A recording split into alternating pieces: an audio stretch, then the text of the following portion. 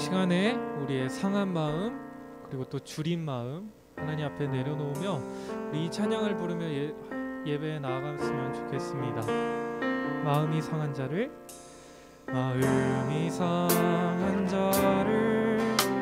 고치시는 주님, 하늘의 아버지 날 주관하소서. 주의 길로 인도하사 자유케 하소서. 새 일을 행하사 분케 하소서. 의에 줄이고 목이 마르니 성령의 기름 부으소서. 의에 줄이고 목이 마르니 내 잔을 채워 주소서.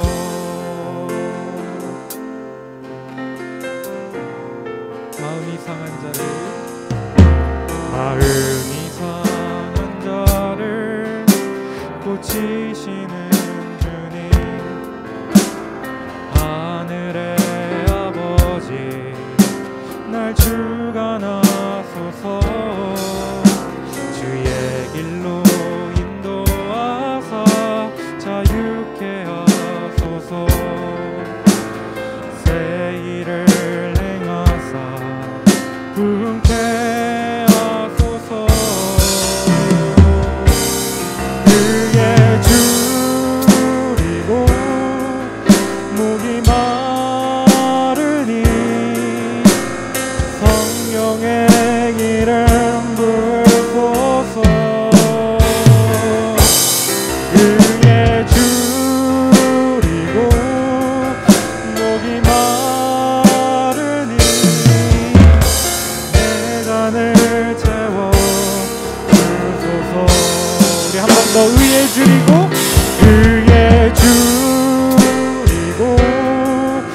목이 마르니 성령의 기름 부으소서. 의에 줄이고 목이 마르니 내 잔을 채워 주소서. 우리 마지막으로 고백합니다. 의에 줄이고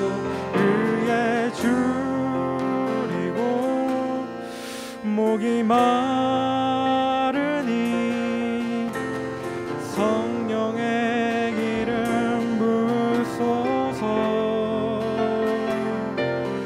의에 줄이고 목이 마르니 내 잔을 채워 주소서.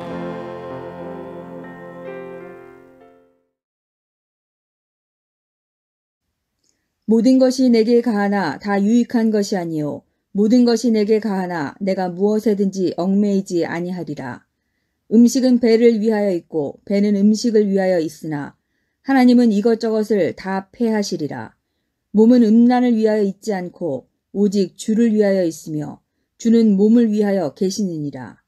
하나님이 주를 다시 살리셨고 또한 그의 권능으로 우리를 다시 살리시리라. 너희 몸이 그리스도의 지체인 줄을 알지 못하느냐? 내가 그리스도의 지체를 가지고 창녀의 지체를 만들겠느냐? 결코 그럴 수 없느니라. 창녀와 합하는 자는 그와 한 몸인 줄을 알지 못하느냐? 일렀으되 둘이 한 육체가 된다 하셨나니 주와 합하는 자는 한 영이니라. 음행을 피하라. 사람이 범하는 죄마다 몸 밖에 있거니와 음행하는 자는 자기 몸에 죄를 범하느니라. 너희 몸은 너희가 하나님께로부터 받은 바 너희 가운데 계신 성령의 전인 줄을 알지 못하느냐? 너희는 너희 자신의 것이 아니라 값으로 산 것이 되었으니 그런즉 너희 몸으로 하나님께 영광을 돌리라.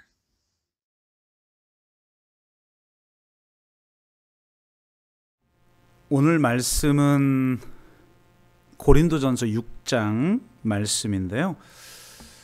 고린도전서를 주일 강해 설교로 함께 나누고 있기 때문에 본문이 좀 겹치는 것 같습니다.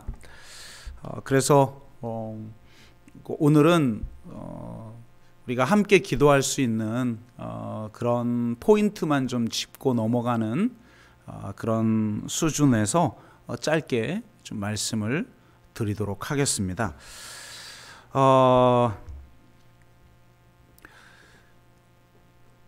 오늘 이 12절부터 사도 바울은 자유와 규율과의 문제, 이 관계 설정을 어떻게 해야 할 것인가, 이 두 가지를 이 문제를 먼저 이야기를 합니다.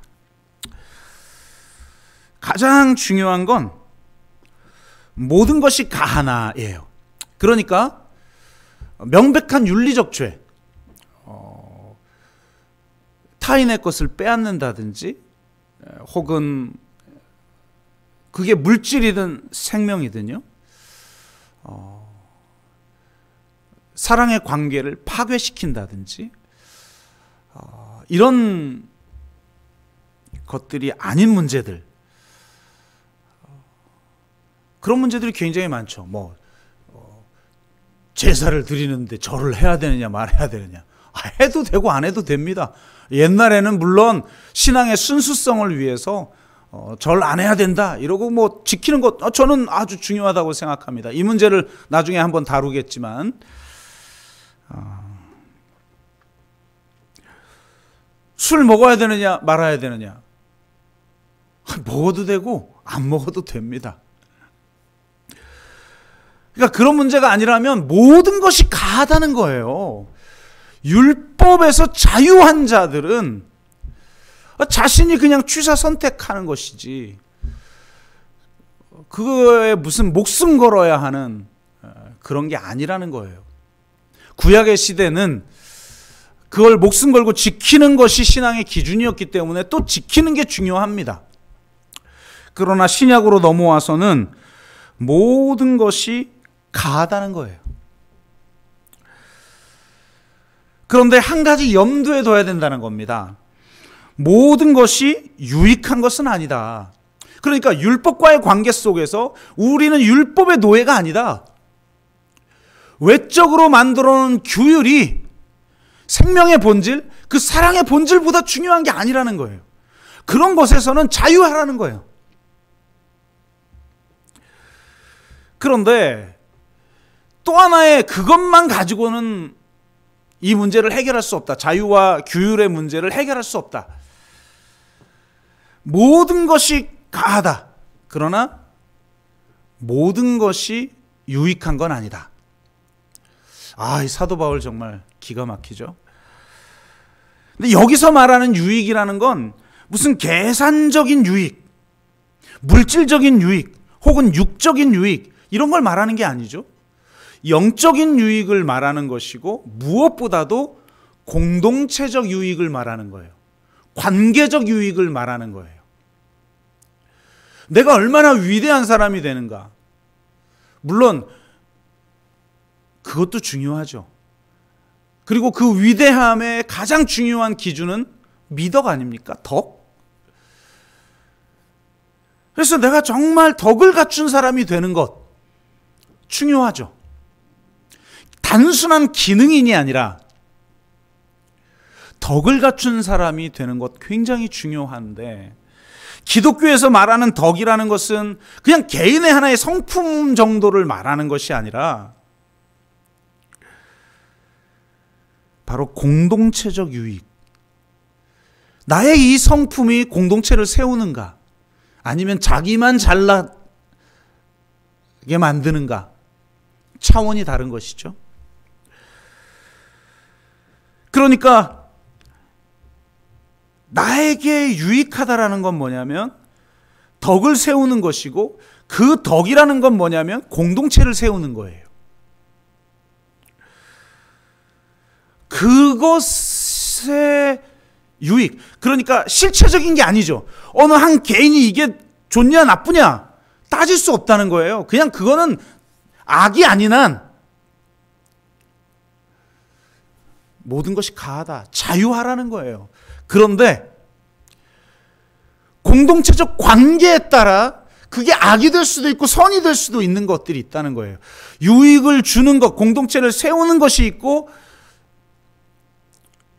공동체를 무너뜨리는 게 있다는 겁니다. 그러니까 항상 이 두 가지, 율법의 노예로 만들지 마라. 이거는 지금 현대 사람들이 다 좋아하는 거죠. 나는 어떤 규율도 어떤 권력도 한 개인을 침범할 수 없다. 이게 근대 이 자본주의 사회를 지탱하는 그 자유주의라고 하는 이데올로기의 핵심 아닙니까? 이걸 지금 거부해가지고는 이 시대에 살아있을 수가 없죠. 그런데 거기에만 머물면 안 되는 거예요. 모든 것이 유익한 것이 아니다. 정말 공동체에 유익을 줄 수 있는가? 지금 보세요. 다시 코로나가 터지고 나니까 데모하고 난리 났습니다. 다시 재확산되고 나니까 통제를 받아들이려고 하지 않아요. 이제 일단 견디기도 힘들고, 왜 개인의 자유를 국가가 침범하느냐는 거죠. 그러니까 맞아요. 모든 것이 가하다라고 하는 이런 어떤 메시지에서는 그게 맞는데, 그것만 있는 게 아니라 모든 것이 유익한 건 아니다. 그 모든 것이 공동체를 세우는 건 아니다. 이 두 가지를 다 붙들어야 돼요. 어떤 곳은 완전 전체주의적인 그런 공동체관을 가지고 있어요. 공동체를 위해서 개인이 희생하라는 거예요. 그러나 그런 시대는 지났죠. 개인의 자유를 인정하지 않는 그 공동체라는 건 얼마나 허망한 겁니까? 이 두 가지를 함께 붙들어야 되는데, 정말 이 사도 바울이 기가 막힌 것은 이 두 가지의 균형을 말하면서 뭐라고 말을 하냐면, 내가 무엇에나 얽매이지 아니하리라. 여러분, 이 정말 얼마나 기가 막힌 말이에요. 여러분, 이거는 내가 율법에 매이지 않겠다 이 말이 아니잖아요. 지금 앞뒤 맥락이, 내가 정말 자유한 사람인데 심지어는 자유에도 얽매이지 않겠다는 거예요. 이거 기가 막힌 말이죠. 어떤 사람들은 자유가 율법인 사람이 있어요. 무조건 자유만 해야 돼. 저는 지금의 이 유럽 사회, 현대 사회는 자유가 이데올로기가 된 사회다. 자유가 율법이 되어버렸어요. 그래서 자유하지 않으면 안 되는 거야. 자유가 절대적 가치가 되어버린 거예요. 근데 사도 바울은 나는 모든 것이 가할 정도로 자유한 사람이다. 그런데 심지어 그 자유에도 나는 얽매이지 않을 것이다. 이게 진짜 자유죠. 자칫 자유만 주장하다 보면 결국 이기적인 자유가 된다는 거예요. 그래서 갈라디아서 5장 13절에 이렇게 말하죠. 형제들아, 너희가 자유를 위하여 부르심을 입었으나, 여러분, 우리가 자유를 위하여 부르심을 입은 줄로 믿습니다. 우리는 무언가에 이렇게 막 속박된 존재들이 아니에요. 노예가 아니에요. 우리는 자유인이에요. 너희가 자유를 위하여 부르심을 입었다. 그러나 그 자유로 육체의 기회를 삼지 말고 오직 사랑으로 서로 종노릇하라. 와우. 자유가 이데올로기가 되어버리면, 자유가 새로운 율법이 되어버리면 결국 육체의 기회, 나만 좋은 자유가 되어버린다는 거예요. 사랑으로 종노릇할 수 없는 자유가 되는 거예요.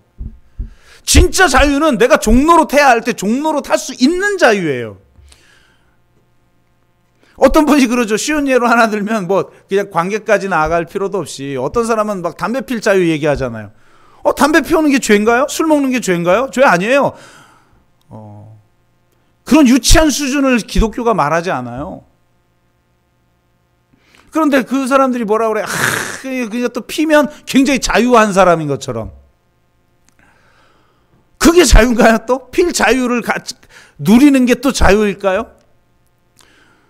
그래서 담배 피는 사람한테 그럼 피지 말아봐. 그럼 못 피지를 못해. 아니, 안 피지를 못해. 사실은 중독인 거죠. 어느 것에 속박되는 거죠. 담배 필 자유에 속박된 거예요.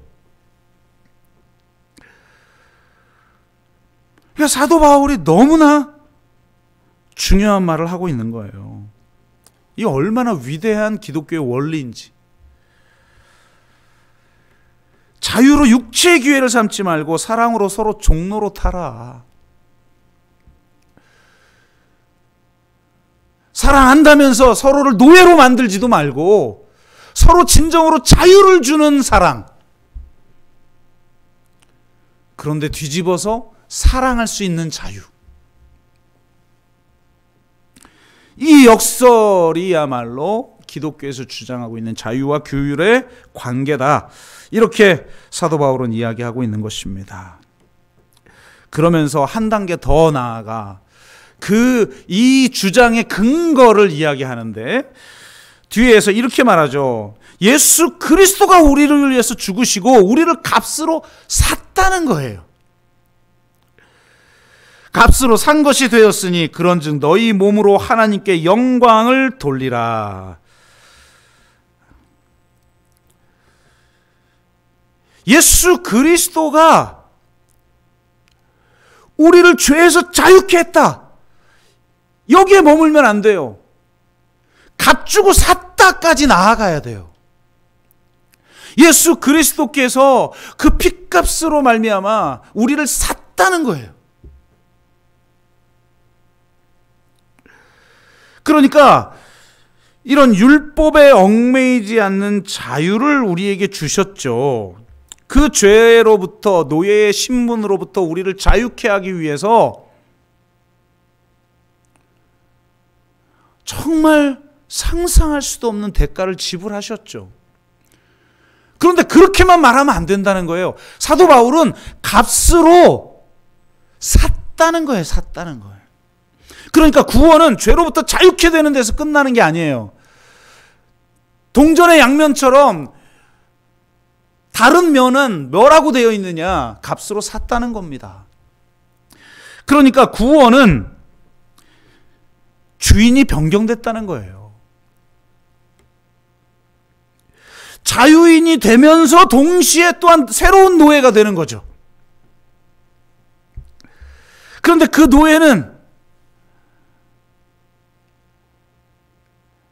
자기를 노예로 여기지 아니하고 아들로 자신을 입양하는 주인을 만난 거예요. 여러분, 로마 문화에서는 주인을 잘 만나야 돼요. 어떤 주인을 만나면 인생 종치는 거예요. 정말 말 그대로 짐승같이 살아가게 되는 것이고, 어떤 주인을 만나면 양아들로 자신을 받아들이는 그런 축복도 경험하는 거예요. 우리 주 예수 그리스도께서 나를 위해서 피 흘려 죽으심으로 나를 사서 우리를 하나님 자녀가 되게 한 거예요. 동등한 공동 상속자가 된 거예요. 하나님이 나를 양아들로 삼으셔서 예수 그리스도가 우리의 맏형이 되시고 우리는 하나님의 그 공동 상속자가 되어버린 거죠. 그래서 정말 중요한 건 새로운 주인에게 소유권이 이전됐다는 거예요. 그러므로 우리는 자유하게 됐구나 에서 끝나면 안 된다는 거예요. 우리 몸을 하나님께 영광 돌리도록 드려야 된다는 겁니다. 그리고 그것은 우리가 새로운 성전으로 부름을 받았다라는 걸 깨닫는 것을 의미하여 13절 19절 이렇게 되어 있죠. 몸은 음란을 위하여 있지 아니하고 오직 주를 위하여 있으며 주는 몸을 위하여 계시느니라. 그러니까 이제 지금 음란의 문제를 다루면서 자유와, 그러니까 액면가의 문제만 다루지 않아요. 사도 바울은 항상 공동체의 문제가 어떤 발생을 하면 그 문제를 해결하기 위해서 더 깊이 본질로 들어가서 그 본질을 다룬 다음에 그 본질이라는 측면으로 이 현상을 다뤄요. 그러니까 자유와 규율의 문제라는 본질적인 측면을 파고든 다음에 고린도 교회에서 발생한 음행의 문제를 지금 다루는 거죠. 그런데 그 문제를 이렇게 접근하라는 거예요. 너희 몸이 근데 이 몸이라는 건 여러분 그냥 이 개체적 의미에서 내 몸, 내 육체 이게 아니에요. 여러분 그건 절대 기독교를 잘 이해하지 못하는 거예요. 철저하게 개인주의적 사고방식에 물들었기 때문에 내 개인의 몸, 내 몸을 어떻게 그리스도를 위해서 이게 아니에요. 몸이라는 것은 다른 이들과 관계를 맺고 살아가는 사회적이고 공개적인 존재 방식을 말하는 거예요. 내 몸이 존재하기 때문에 관계할 수 있는 거예요. 내 몸이라는 것도 실제로 관계로 이루어져 있어요. 우리의 호흡. 여러분 보세요. 자연이 파괴되니까 마스크 쓰지 않고는 호흡도 제대로 못 하잖아요.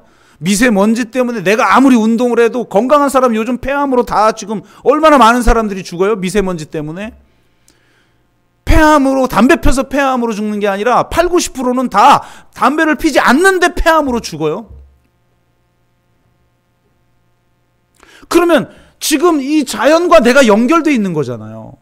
내 몸이라는 것은 이런 사회적이고 관계적이고 공개적인 어떤 존재 방식을 말하는 거예요.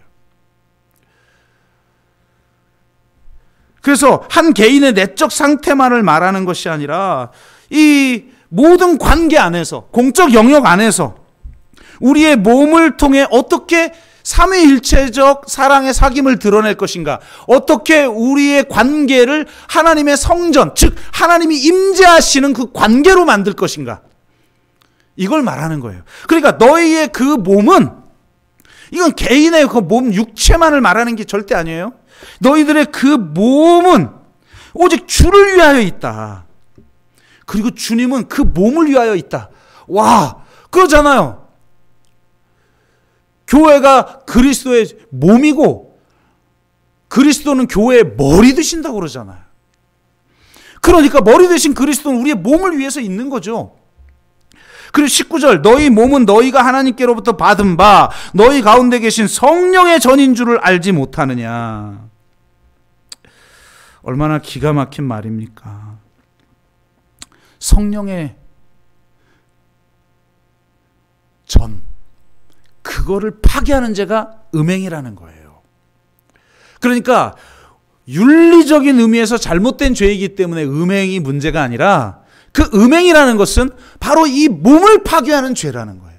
몸의 주인, 몸의 목적을 무너뜨린다는 거예요.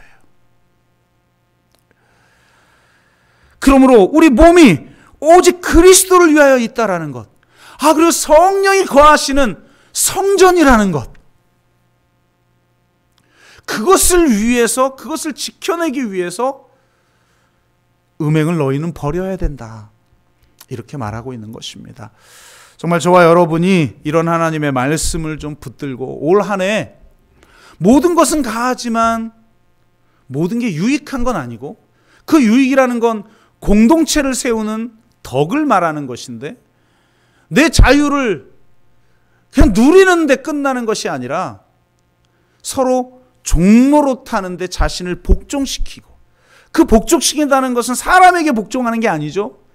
새로운 주인, 내 삶에, 내 몸에, 내 모든 관계에 새로운 주인이신 그분께 내 복종하여서